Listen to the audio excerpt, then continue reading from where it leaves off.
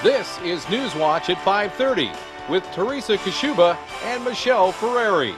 Good evening. Welcome to Newswatch at 5:30. I'm Teresa Kashuba. Michelle Ferreri. You feeling hungry? Why, as a matter of fact, yes.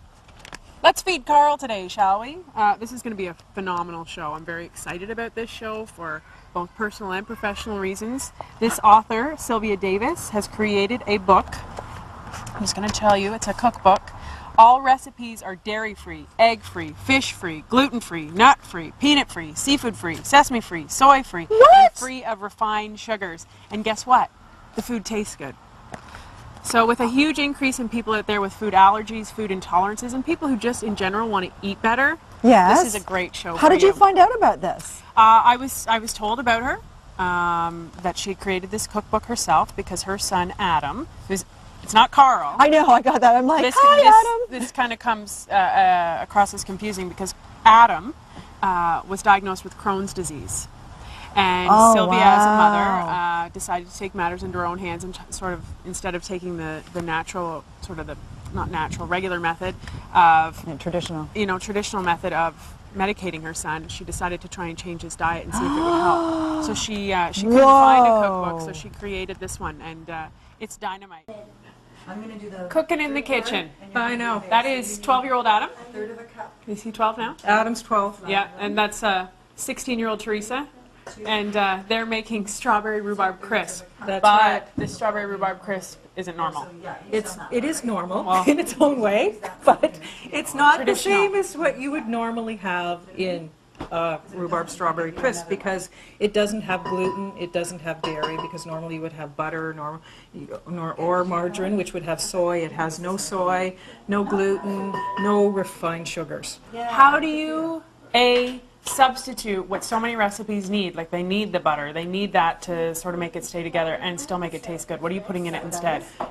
Well, it was a challenge, especially at the beginning, but what I'm doing now is I found, for example, there is soy-free, dairy-free margarine. I use a lot of oil.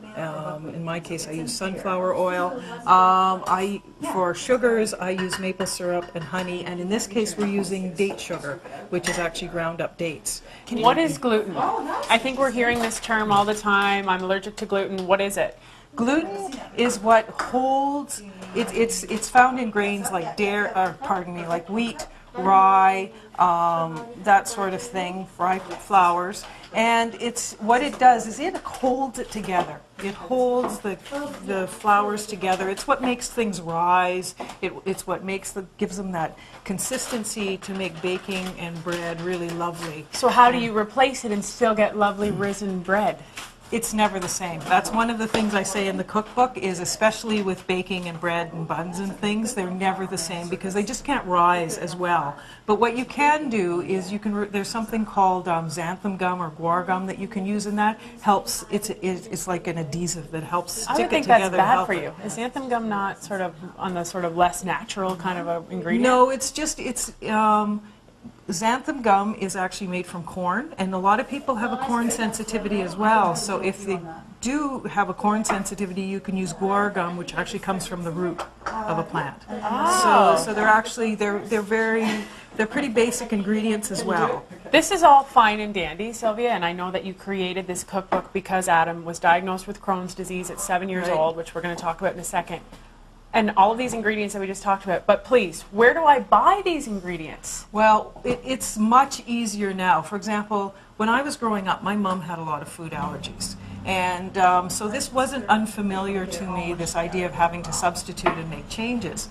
But it was very difficult because when I was a child and I grew up in a rural area, there was just nothing available. My mom had to be really creative. But now it's so much more available. It's even in the grocery stores. It's in the bulk food stores, health food stores. It's extremely accessible. So once you know what you're looking for, it's a lot easier to find. Exactly. And people are becoming more educated. Excuse me, can you tell me where what was that you held up, Teresa? Date sugar? Yeah. Date sugar. Have you ever had? I've never heard of that before. So, and where did you get that? I got that at Joann's, actually. Okay. And one of the interesting things about date sugar is it doesn't work really well in baking because it doesn't it just doesn't break down as well as other sugars. It doesn't basically melt into the recipe, but what it does do is because it's ground up dates, the sugar doesn't break down in your body as quickly, so it's a much healthier sugar for you. So it's not a slower. refined sugar. Exactly. It's far less All right, refined. you guys, that's It has looking more fiber. That's looking very, very good, Adam. I'm going to try a piece of the finished product, which is sitting over here. We're going to take a quick break. We're going to find out what Crohn's actually is, the difference between food allergy and food intolerance or sensitivity, and we're going to make tacos and have guacamole. Excellent. So we have so much more to do. So yes, me too. All right, this is also coming up right after the break. Adam Wilton is putting the masterpiece from the Feeding Carl cookbook, the strawberry rhubarb crisp, into the oven. Michelle Ferreri is about to test the actual finished product and see if this really holds up to not only being healthy for you, but tastes good. It's the face, remember. The face. We just saw John Berman with his great advice on selecting motorcycles and deciding how to find one that fits you appropriately. We also want to mention that Classy Chassis and Cycle and John himself are involved with a very special charity motorcycle ride. It's taking place on July the 16th, and it's going to benefit the Ability Center that's being built in Whitby. You can find out more information at usedhd.ca. Ready, Adam? And Newswatch at 5:30 continues. We're speaking with Sylvia Davies and her family. Ah, there's the face. It's awesome. Yeah. All right. Sorry, there's the face. Very sweet. I'm surprised at how That's wonderfully so sweet it good. is. Isn't it great? Like you really can Oh, yeah, cook yeah. without all those ingredients, and it can be delicious. I'm going to reiterate. And they're simple, right? Read Simple this again. recipes. What's the Dairy-free. front? Eggs. Free from dairy, eggs, fish, gluten, nuts, peanuts, seafood, sesame, soy, and refined sugars. This is awesome. That's been tough. You're going to move into guacamole now. Really? Because I'm Yeah, not yeah. done. Well, let's clarify a couple of the purposes of the book. You were talking about people with food allergies and food sensitivities. What's Right. the difference between those two? The difference is that food allergies, you will have an immediate reaction. It's an anaphylactic type reaction, asthma, that sort of thing. Okay. It's instant. Yes. And then with food sensitivities, it can take a couple of days. It can take a long time, and the symptoms are more murky, and you're not It's just really something not always sure. There's right, something not or- right. And actually, if people are interested, they can go to my website, which is feedingcarl.com, and I talk about the differences between food allergies and food sensitivities, and I also have a listing of where all these foods can be, the things that we're avoiding, what foods they can be found in, because they're often hidden.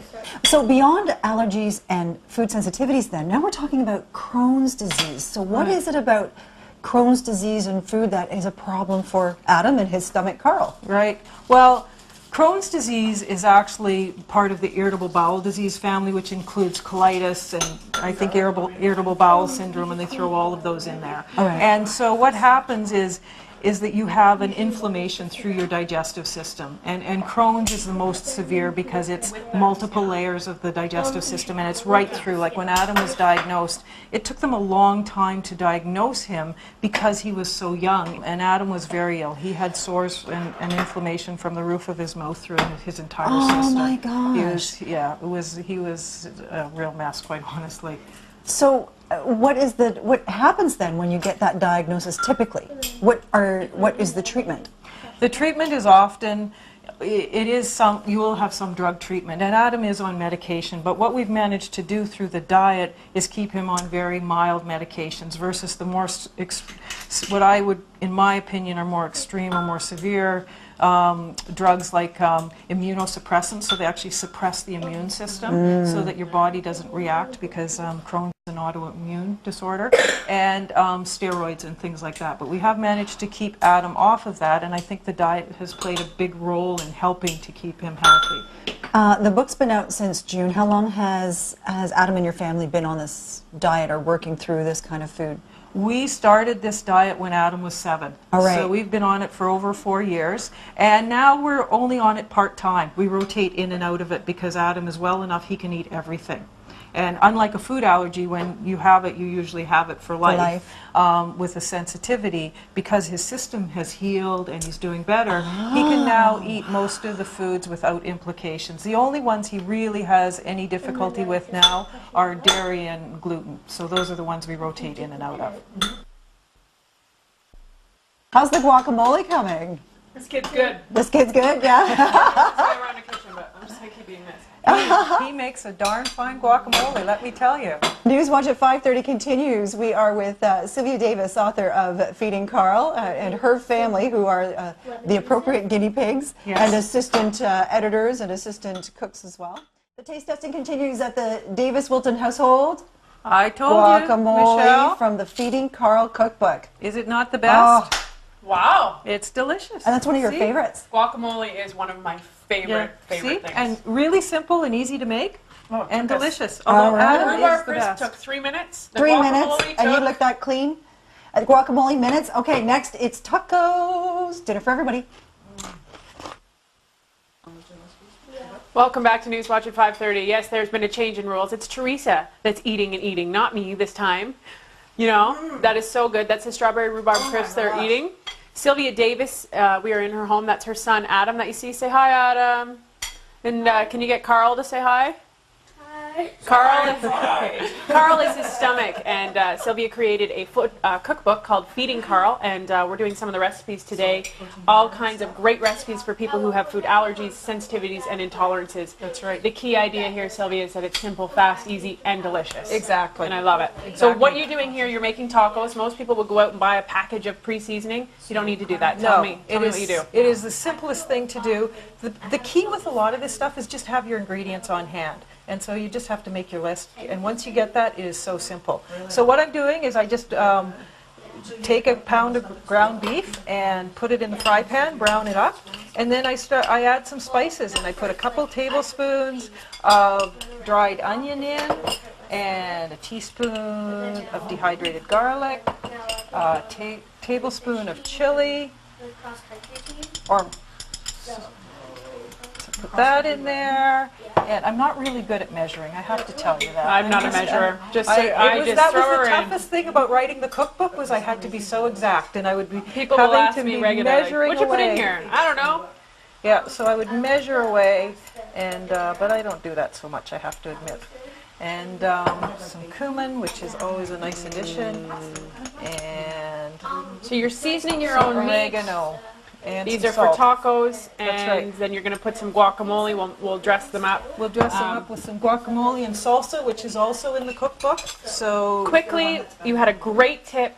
If you can't afford organic, you can't buy organic, but you want to get pesticides and sort of wash your fruit and veggies, what's your tip? what I do with fruit and veggies is I wash them in water and some cider vinegar and let them soak for just a couple of minutes, and that will get some of the bacteria and pesticides and herbicides soaked out of them. And also, if you're sensitive to vinegar, which some people are, you can use lemon juice, Nice. and it will do the same thing. That's a great tip. All right, So then you just Sylvia, mix this You're in. going to mix it up. We're going to brown it up. We're going Yeah. to make the tacos. We're just going to add a little bit of water to this, so it's got a bit of a sauce. And Feeding that's done. Carl. Beautiful. Thank you so much, Sylvia. Thank you. It was great. You know what? You That don't was need to have a wonderful. food allergy to eat out of this cookbook because these recipes are just darn good. We like them. They are tasty. Try them. Hi.